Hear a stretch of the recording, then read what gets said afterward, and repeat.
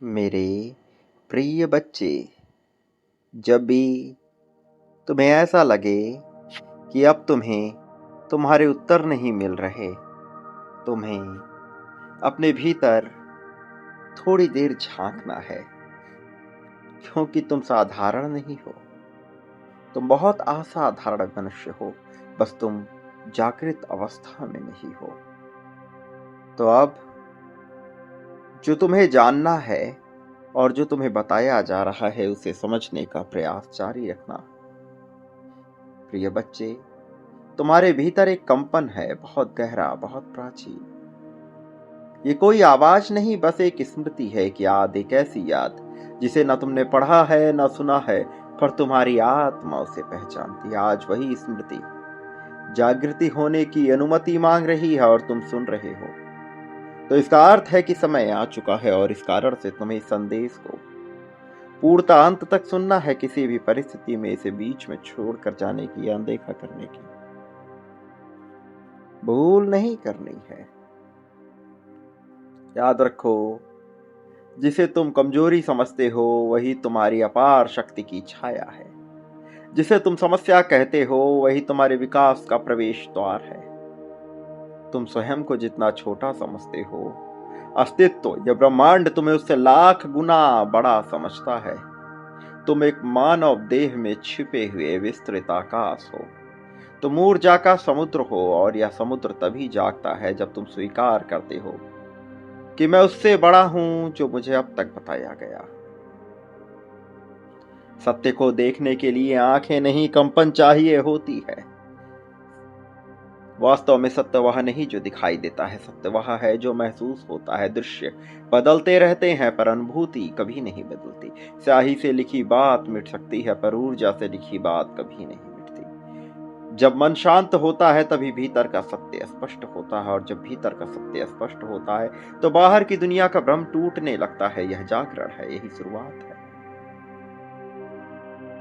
याद रखो, तुम जिस दिशा में ध्यान देते हो वही दिशा तुम्हारा भाग्य बन जाती है। ध्यान कोई साधना नहीं है, ध्यान एक चयन है। किस पर ध्यान दोगे, जीवन वैसा ही बन जाएगा। यदि भय पर ध्यान दोगे तो भय बढ़ेगा, संदेह पर ध्यान दोगे तो संदेह जाल बन जाएगा, और यदि संभावना पर ध्यान दोगे तो रास्ते खुलने लगेंगे। ध्यान तुम्हारा बीज है, तुम्हारी वास्तविकता उसका फल। सच्ची शक्ति को अपने को साबित करने की आवश्यकता पड़ती ही नहीं है।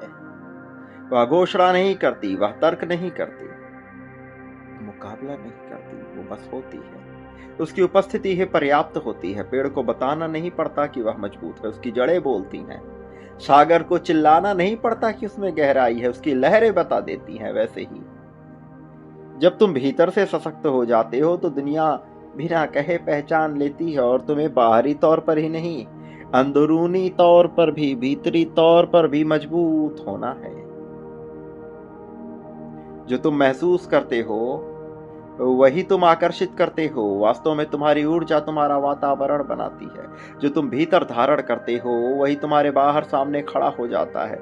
यही तो है इस ब्रह्मांड की रहस्यमयी ताकतें। तुम्हारी ऊर्जा तुम्हारे शब्दों से तेज चलती है, तुम्हारे कदमों से पहले पहुंच जाती है, और तुम्हारे इरादों से कहीं ज्यादा सटीक होती है। इसलिए अपनी ऊर्जा को शिकायतों में मत बर्बाद करो, उसे आकार दो, उसे दिशा दो, उसे ऊंचा उठाओ। ऊर्जा ऊंची होगी तो परिस्थितियां झुक जाएंगी। ब्रह्मांड तुम्हें तभी देता है जब तुम लेने के लिए तैयार हो। इच्छा होना और तैयार होना दोनों अलग अलग बातें हैं। इच्छा सबके भीतर है, याद रखो, लेकिन तैयारी बहुत कम के भीतर। तैयारी का अर्थ है मन का स्वच्छ होना, इरादों का स्पष्ट होना, कर्म का सतत होना और हृदय का योग्य होना, और परमात्मा में अर्थात मुझ में विश्वास रखना। जब तुम तैयारी पूर्ण कर लेते हो तो ब्रह्मांड देरी नहीं करता। एक पहलू जो तुम्हारे लिए सबसे आवश्यक है वह है दान बांटना, आभार व्यक्त करते हुए। तो अभी इसी पल में बिना देरी किए हुए आभार व्यक्त करो, हर चीज का जिसके लिए तुम आभारी हो। इस संदेश का, संदेश वाहक का, इस वाणी का भी, इस चैनल का भी। दिल खोलकर उद्धार की भावना रखो। उद्धार करोगे, उद्धार पाओगे। वास्तव में याद रखो, तैयारी पूरी होने पर ब्रह्मांड बिल्कुल देरी नहीं करता। जो तुम्हारा है वह सीधे तुम्हारे पास आता है, कभी अवसर बनकर, कभी व्यक्ति बनकर, कभी प्रेरणा बनकर, लेकिन तुम्हें तैयार होना ही होगा।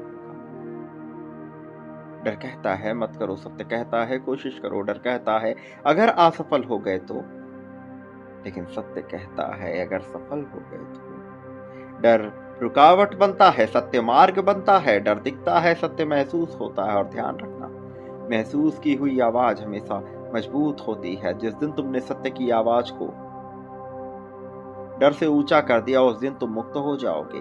तुम सोचते हो कि तुम अकेले संघर्ष कर रहे हो, पर तुम्हें पता नहीं, हर कदम पर एक अदृश्य शक्ति तुम्हें संभाल रही है।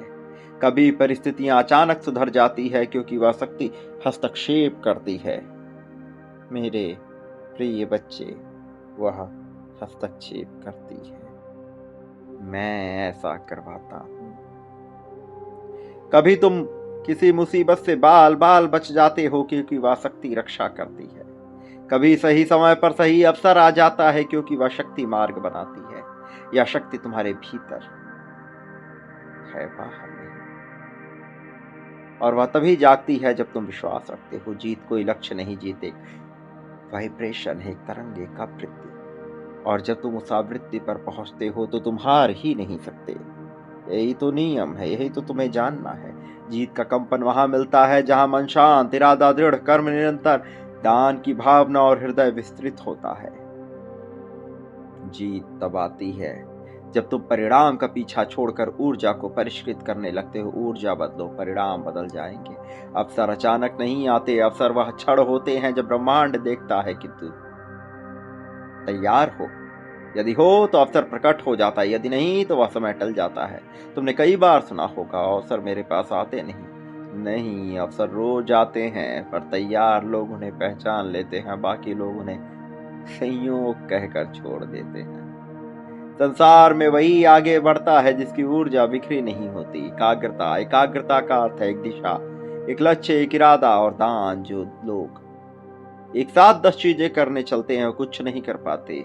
जो एक चीज पर टिक जाते हैं वो इतिहास बनाते हैं। एकाग्रता ही वह दिव्य शक्ति है जो सामान्य को असामान्य में बदल देती है। भाग्य लिखा हुआ नहीं, तुम्हारी ऊर्जा उसे लिखती है। भविष्य तय नहीं, तुम्हारे इरादे उसे तय करते हैं। संभावनाएं सीमित नहीं, तुम्हारा एहसास उन्हें सीमित या विस्तृत करता है। और याद रखना, जिस दिन तुमने अपने अस्तित्व को अपने नियंत्रण में ले लिया, उस दिन से तुम घटनाएं तुम्हारे खिलाफ नहीं, तुम्हारे पक्ष में घटने लगेंगी। तुम छोटे नहीं, सीमित नहीं, बंधन में बंधे हुए नहीं। तुम एक चिंगारी हो जिसमें अग्नि बनने की क्षमता है। तुम एक बीज हो जिसमें विशाल वृक्ष बनने की क्षमता है। एक विचार हो जिसमें क्रांति बनने की संभावना है।